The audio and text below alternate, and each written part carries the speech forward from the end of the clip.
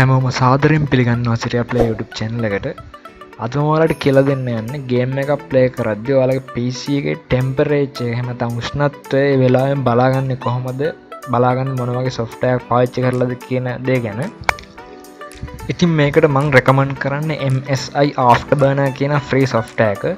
මේකෙන් CPU temperature, usage, GPU temperature and usage, frame rate, RAM usage වගේ ගොඩාක් දේවල් බලා ගන්න පුළුවන්.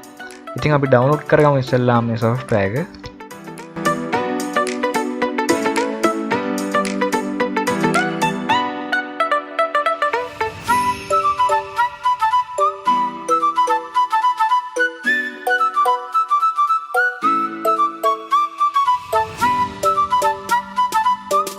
මේකේ version 3ක් තියෙනවා. ඉතින් අපි ඩවුන්ලෝඩ් කරගන්න ඕන Windows PC එකක් සඳහා මේ මම ඩවුන්ලෝඩ් කරගන්න version එක.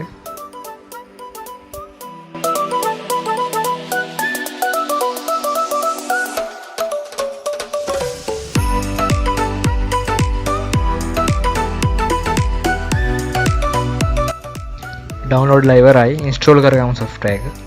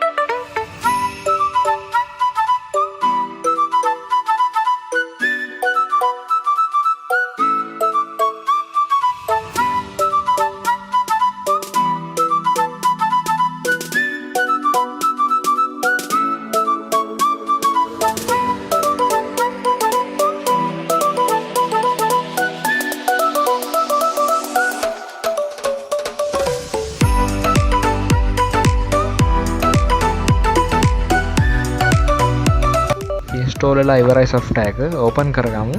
ඉතින් ඔයාලට මෙතන පේනවා graphics card model එක, ඒකේ දැනට තියෙන temperature එක වගේ ගොඩක් දේවල්. ඉතින් මේකෙන් මේ software එකෙන් අපිට temperature එක බලා ගන්න අවශ්‍ය දේවල් select කරගන්න ඕන. යමු settings වලට. මෙතන monitoring කියන එක click කරලා මේ විදිහට select කරගන්න. මෙතන මම select කරගන්නේ basic දේවල් කිහිපයක් විතරයි. සාමාන්‍යයෙන් temperature usage බලා ගන්න පුළුවන් වෙන විදිහට.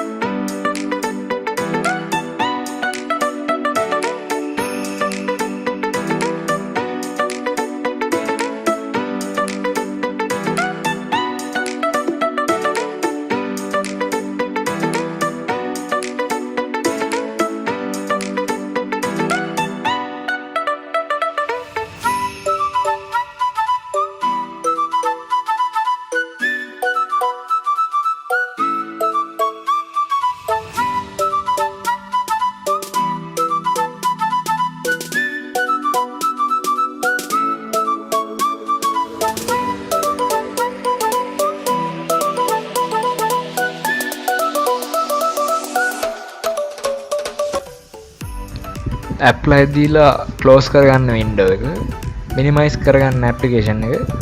මේ විදිහට reward tune static server application එක open කරගන්න. මේ application එක MSI Afterburner install කරලා ඒකත් එක්කම automatically install වෙන software එකක්. මේකෙන් පුළුවන් අපිට ඩිස්ප්ලේ කරගන්න ඕන values ඩිස්ප්ලේ වෙන විදිහ වෙනස් කරගන්න. ඇප්ලිකේෂන් ඩිටෙක්ට් ලෙවල් එක මීඩියම් තියාගන්න. මේ settings ඔයාලට අවශ්‍ය විදිහට හදාගෙන මිනිමයිස් කරගන්න රිවාර්ඩ් ඉන් ස්ටැටික් සර්වර් එක. යමු ගේම් ප්ලේ එකට. මෙතන ඔයාලට පේනවා ඇති ටෙම්පරේචර් එක සෙල්සියස් වලින් යුසේජ් එක 100% වලින් ඒ වගේම RAM එක ෆ්‍රේම් රේට් එක වගේ වැලියු ගොඩක් අපිට බලා ගන්න පුළුවන්. ඉතින් ඔයාලට මේ දේවල් ගේම් ප්ලේ එකේදී බලා ගන්න ඕන නම් ගේම් එක ඕපන් කරගන්න කලින් MSI Afterburner software එක ඕපන් කරගෙන ඉන්න. ඊට පස්සේ ගේම් එක ඕපන් කරගන්න. එතකොට කිසිම ප්‍රශ්න නැතුව මේ values display වෙනවා display එකේ.